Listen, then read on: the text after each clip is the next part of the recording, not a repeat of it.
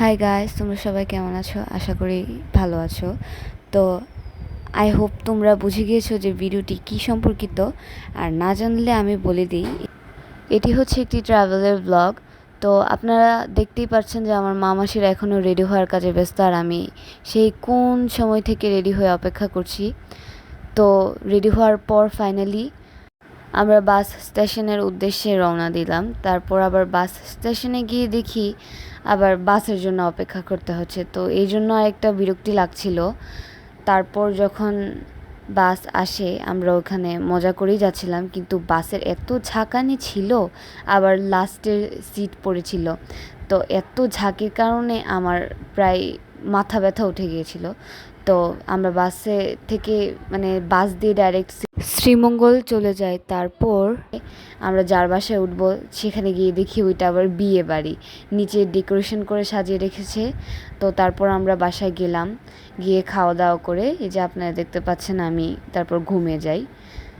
তো তারপর আবার সকালবেলা উঠে আমরা রেডি হই চা বাগান যাওয়ার জন্য। তো আমি সকালবেলা উঠেই প্রথমে স্নানটা করে নিই, এবং আপনারা যা দেখতে পাচ্ছেন আমি কোনো সময় এত হেভি মেকআপ করি না বাইরে যাওয়ার জন্য। তা আমি একটু ময়শ্চারাইজার, সানস্ক্রিন, লিকুইড ব্লাশন, দেন লিপ গ্লস দিয়েছিলাম।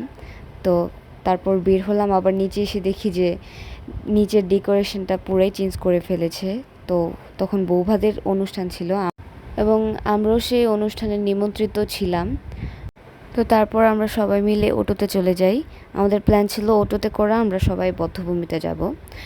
তো এই আমাদের যে ড্রাইভার ছিল, অটো ড্রাইভার, তো তিনিও প্রায় অনেকক্ষণের মতো ওয়েট করেছিল। আসলে মানে সবসময় ঘটনাটা এরকম হয় যে আমি সবসময় আগে আগে রেডি হয়ে বসে থাকি, আর আমাদের মা মাসিরা যারা আছে তাদের রেডি হতে হতে অনেক সময় লাগে। তো আমরা শ্রীমঙ্গলের রাস্তা দেখতে দেখতে হঠাৎ করে একটি মন্দিরের সন্ধান পাই। তো আমরা সেই মন্দিরে তারপর যাই।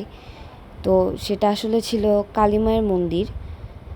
তো বেশি গরম থাকার কারণে আমরা তাড়াতাড়ি মন্দিরটিতে এতক্ষণ সময় থাকিনি, মন্দিরটি একটু ঘুরে ফিরে দেখে ছবি তুলে তারপর চলে যাই। কারণ বেশি গরমের মধ্যে মন্দিরে বেশি সময় কাটালে তারপর জাফলং, তারপর বধ্যভূমি ওইখানে বেশি থাকা যাবে না, রোদ উঠে যাবে, এমনিতেই অনেক দেরি হয়ে গেছে।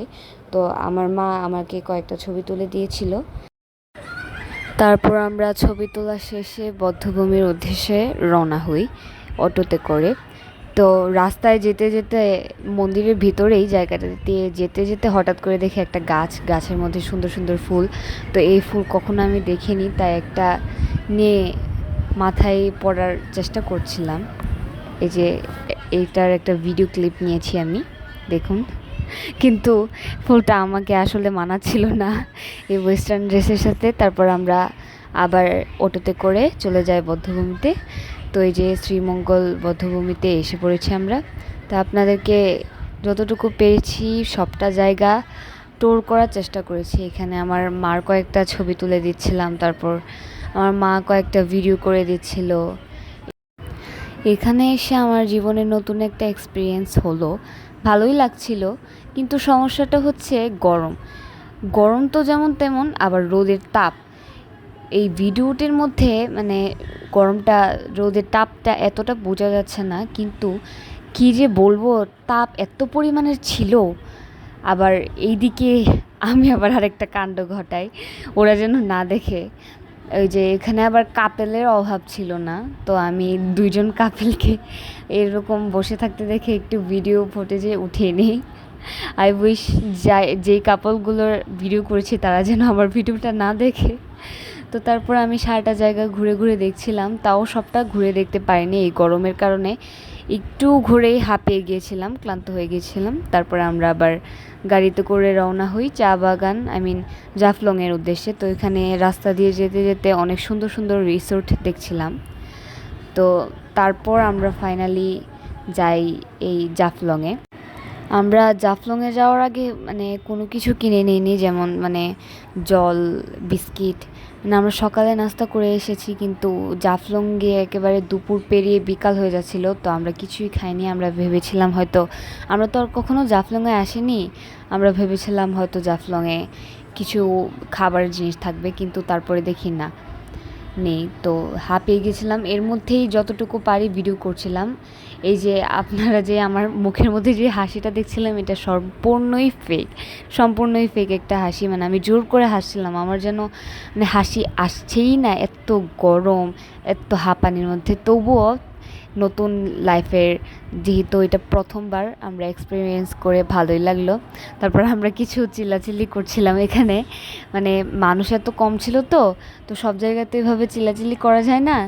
তো এখানে খোলা জায়গা পেয়ে আমরা মনের আনন্দে এরকম চিৎকার চেঁচামেচি করলাম। তারপর আমরা দুপুরের খাওয়া দাওয়া তো করিনি, তাই আমরা একটা হোটেলে যাই। তো ওখানে গিয়ে কিছু খাওয়া দাওয়া সেরে আমরা আবার একটা মন্দিরের উদ্দেশ্যে রওনা হই। ওইটা নাকি অনেক বড় একটা মন্দির। তো এখানে আপনারা দেখতেই পাচ্ছেন আমি এতটাও ভিডিও করিনি। আসলে আমার মাই ভিডিও করছিল, আসলে আমার অনেক ক্লান্ত লাগছিল, তাই মায়ের ভিডিওটা করলো। তো মন্দিরটা আসলেই অনেক সুন্দর ছিল, এবং এখানে নাকি ইন্ডিয়া, অন্যান্য দূরবর্তী অনেক জায়গা থেকেই মানুষ আসে। তারপরও মন্দিরে গিয়ে একটু ঠান্ডাই লাগছিল, ওইখানে তো দেয়াল ছিল না, এই জন্য একটু ঠান্ডাই লাগছিল। তারপর আমরা বাসায় যাই, এবং বাসায় গিয়ে আবার সিলেটে যাওয়ার বাসে উঠি। তো আপনারা দেখতে পাচ্ছেন আমি মাথার মধ্যে একটা কাপড় বেঁধে রেখেছি।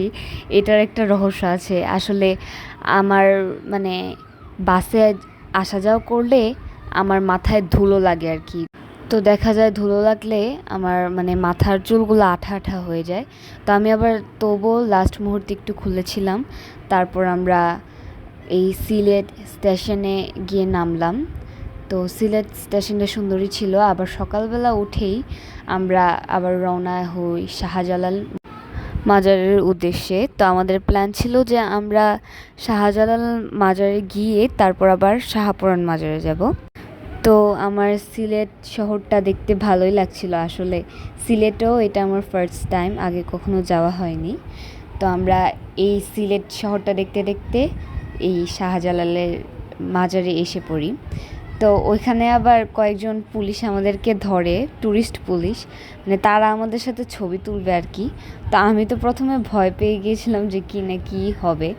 তারপরে তারা আমাদেরকে বলে যে তারা নাকি ট্যুরিস্ট পুলিশ, এবং তারা আমাদের সাথে ছবি তুলে সেটা তাদের ফেসবুক অ্যাকাউন্টে ছাড়বে, এবং তারা আমাদের কিছু সতর্ক করে দেয়। তারপর আমরা শাহপরান মসজিদে চলে যাই। আসলে ওইটা সবটা ভিডিও করতে পারিনি মাজারটা, কারণ ওইখানে নিষেধ ছিল ভিডিও করা। তবুও আমরা কয়েকটা সাইডে ছবি তুলে নিই।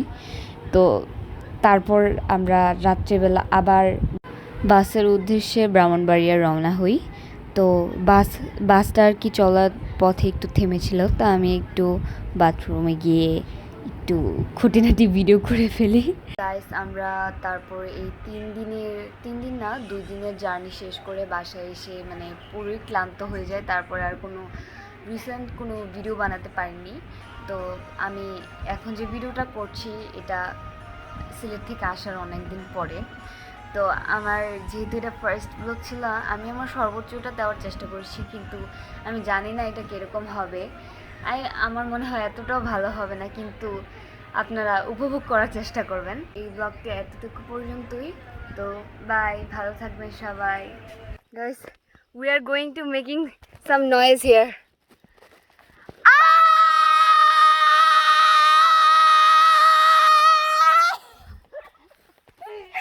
আমারটা অনেকক্ষণ রয়েছে, তুমি আসলা না? তুমি আসতে আমার ফোন। আরে কুকুরটা শান্তি মতো ঘুমাইতেও পারতেছে না।